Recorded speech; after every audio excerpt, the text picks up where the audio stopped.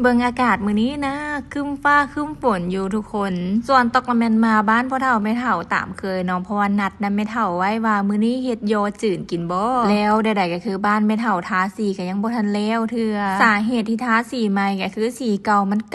โทรมหลายแล้วเนาะแบบผ่านมาหลาย10 ปีหั้นนะระหว่างนี้ก็ขอเข้ามาส้มสวนพ่อเฒ่าก็เนาะมักสิดาเพิ่นก็ปลูกไว้หล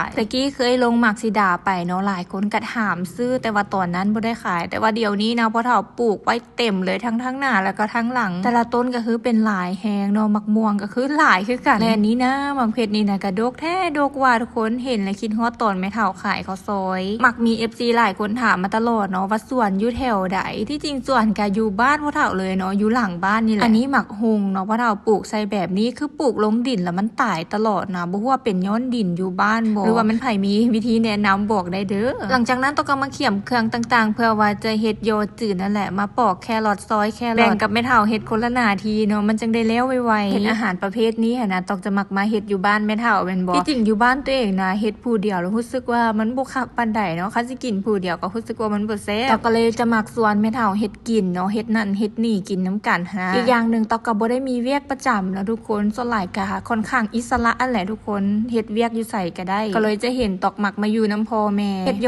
จืดยามใดแม่เฒ่าก็มักจะต้มมันฝรั่งใส่น้ำเนาะสำหรับตัวเองก็รู้สึกว่าแซ่บได้ใส่มันฝรั่งน้ำนะส่วนซีนก็จะเป็นซีนหมูบดเนาะติดมันหน่อยนึงตามด้วยเฮ็ดหูหนูเนาะทุกคนเอิ้นเฮ็ดนี่ว่าเฮ็ดอีหยังแล้วก็ตามด้วยเส้นร้อนเนาะใส่เส้นร้อนแล้วก็แครอทแล้วก็ยังใส่หอมบัวแดงซอยไปอีกตามด้วยผักหอมบัวซอยแล้วก็ยังมีไข่ไก่อีกเนาะไข่ไก่นี่ใส่ไปตั้งว่า5 หน่วยเลยมื้อนี้นะเฮ็ด3ใหญ่หม้อใหญ่เนาะเพราะว่ามีหลายคนกินน้ำกันและสุดท้ายแม่เฒ่าก็จะบีบมันฝรั่งนี่ใส่ลงไปพร้อมกันเลยเนาะแล้วก็ปรุงรสชาติด้วยเกลือแล้วก็ตามด้วยน้ำตาลเนาะน้ำตาลนี่ถือว่าใส่ไปหลายแน่หน่อยนึงแล้วก็จะใส่พริกไทยตามลงไปเนาะพริกไทยแล้วก็จะมีพวกซีอิ๊วจีนซีอิ๊วเห็ดหอมซำนี่เลยแบบว่าบ่ได้ปรุงอย่างอื่นเพิ่มนะปรุงแบบง่ายๆเนาะถ้ามันไผบ่มีซีอิ๊วจีนก็ใส่เป็นซีอิ๊วปรุงรสทั่วไปก็ได้ซีอิ๊วฝาเขียวก็ได้คือกันคนไปคนมาจนให้มันเป็นเนื้อเดียวกันเข้ากันจนได้แบบนี้ก็ถือว่าได้แล้วเนาะแบบนี้ก็มันเริ่มห่อกันเลยเนาะอันนี้ต้องทายแม่เฒ่าห่อ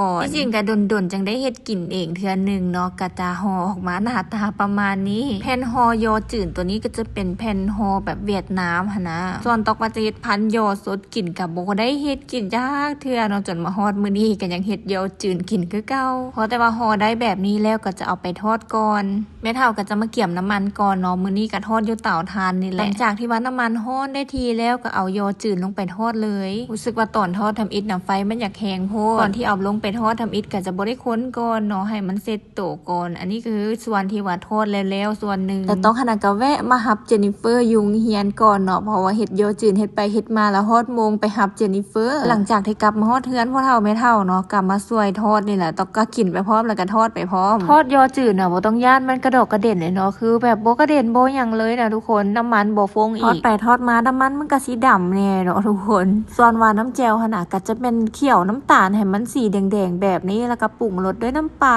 แบบเป็นไผมักกินรสชาติแบบไหนก็ปรุงได้ก็จะมีไส้ทั่วดินแน่ไส้มักนาวลงไปแน่มักเผ็ดตามลงไปประมาณนี้กระเทียมพร้อมและอาหารแรงมื้อนี้นะก็มีข้าวซอยอีกเนาะข้าวซอยก็เป็นข้าวซอยนะสาวฝากมาให้แต่ปากสันพุ่นแหละเพราะว่าช่วงนี้หั่นน่ะแม่เฒ่าบ่ได้มีเวลาเฮ็ดเนาะแล้วก็บวกกับเจ็บมือแน่หั่นน่ะทุกคนคนหนักข้าวซอยหลายละเจ็บมือเพิ่นก็เลยบ่ได้เฮ็ดขายวันนี้ก็ขอกินโซก่อนจักบาทเด้อทุกคนมาเด้อกินยอจืดแซ่บๆน้ำตกมื้อนี้ก็เฮ็ดกินแบบง่ายๆเนาะจ้ำแจ่วธรรมดาบ่ได้แบบพันบ่ได้หยังส่วนเจนนิเฟอร์น้อยก็คือเห็นเอื้อยเพิ่นเข้ามาเฮือนปุ๊บเพิ่นก็เอาถุงขนมถุงของขวัญที่ว่าหมู่เพิ่นเอาให้เพิ่นให้เอื้อยเพิ่นเบิ่งเนื่องจากว่ายุงเฮียนขนาดหมู่เพิ่นจัดวันเกิดเนาะแล้วเอาถุงของขวัญนี้ให้เพิ่นสิว่าไปแล้วเจนนิเฟอร์น้อยก็อยากจัดวันเกิดคือหมู่อีกได้ทุกคนมาเฮือนย้ำใดถ้าว่ามีหมู่จัดวันเกิดแล้วเพิ่นก็อยากบอกว่าอยากจัดคือหมู่แบบยุงเฮียนหั่นนะแต่ใดๆก็คือวันเกิดเจนนิเฟอร์พัดเดือน8เนาะเดือน8มันช่วงปิดเทอมแล้วก็สำหรับคลิปวิดีโอนี้ตอกเองก็ต้องลาทุกคนไปก่อนเด้อแล้วพบกันใหม่ในคลิปวิดีโอหน้า